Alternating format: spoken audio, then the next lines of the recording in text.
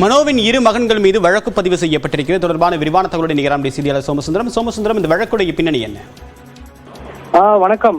நேற்று இரவு சென்னை வளசரவாக்கம் ஸ்ரீதேவி குப்பம் சாலையில் பிரபல சினிமா பின்னணி பாடகர் மனோவின் வீடு உள்ளது.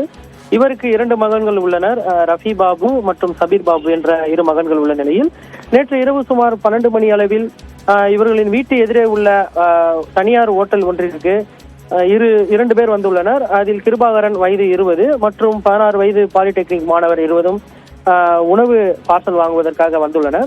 அப்போது மனோவின் இளைய மகன் வீட்டின் வாசலில் நின்று கொண்டிருந்த போது அவர்கள் இருவரையும் அழைத்து, யாரா நீங்க என்ன பாக்குறீங்க என்ற மாதிரி வார்த்தைகளால் பேசி அவர்களிடம் வம்பிழுத்துள்ளார். மேலும் நாங்கள் தற்போது உணவு பார்சல் வாங்க வந்துள்ளதாக இருவரும் கூறியதை அடுத்து 2 பேரும் மீதும் கொலைவெறி தாக்குதல் நடத்தியுள்ளனர். அதாவது சபீர் பாபு மற்றும் அண்ணன் தம்பி இருவரும் சேர்ந்து உருட்டுக்கட்டையுடன், அதாவது விரட்டி இவர்களை முட்டி போட்டு உட்கார வைத்து அடித்துள்ளனர். மேலும் முதுகு, கை, தலை, கால் உள்ளிட்ட பகுதிகளில் பலத்த காயம் ஏற்பட்டது. இதனையடுத்து இவர்களுடன் சேர்ந்து தாக்குதல் நடத்திய, அதாவது மனோவின் வீட்டில் வேலை செய்யக்கூடிய விக்னேஷ், தர்மா உள்ளிட்ட 20 முதல் கட்டமாக போலீசார் தற்போது, அதாவது வளசரவாக்கம் போலீசார் கைது செய்துள்ளனர். மேலும் இந்த புகாரின் அடிப்படையில் போலீசார் முதல் தகவல் அறிக்கை, அதாவது எஃப்ஐஆர் பதிவு பண்ணியுள்ளனர் என்பது குறிப்பிடத்தக்கது.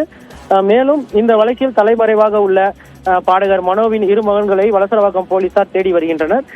இந்த சம்பவம் அப்பகுதியில் பெரும் பரபரப்பை ஏற்படுத்தியுள்ளது. மேலும் உணவு பார்சல் வாங்க வந்த 2 பேரை வம்பிழுத்து அடித்ததாக மனோவின் 2 மகன் மீது வழக்கு பதிவு செய்யப்பட்டுள்ள சம்பவம் அப்பகுதியில் பெரும் பரபரப்பை ஏற்படுத்தியுள்ளது. மேலும் அது தொடர்பான காட்சிகளும் தற்போது வெளியாகி பெரும் அதிர்ச்சியை ஏற்படுத்தியுள்ளது. அந்த காட்சியை நாம் தற்போது நேரடியாக பார்த்து வருகிறோம். மேலும் இந்த வழக்கில் தற்போது 2 கைது செய்யப்பட்டுள்ள நிலையில் 3 போலீசார் தீவிரமாக தேடி வருகின்றனர். அதில் 2 பேர் மனோவின் மகன்கள் என்பது குறிப்பிடத்தக்கது. மேலும் அடிப்பட்ட மாணவர்கள் தற்போது கீழ்ப்பாக்கம் அரசு மருத்துவமனையில் சிகிச்சை பெற்று வருகின்றனர். மேலும் நேற்று இரவு நடந்த, அதாவது கட்டையால் கொலைவெறியுடன் தாக்கக்கூடிய காட்சியை தான் தற்போது நாம் பார்த்து வருகிறோம். இந்த சம்பவம் நடந்த போது அந்த சம்பவ இடத்தில் வளசரவாக்கம் போலீசார் ரோந்து பணியில் இருந்தனர் என்பது குறிப்பிடத்தக்கது. அப்படி போலீசார் இருந்தும் இந்த தாக்குதல் நடந்துள்ளது.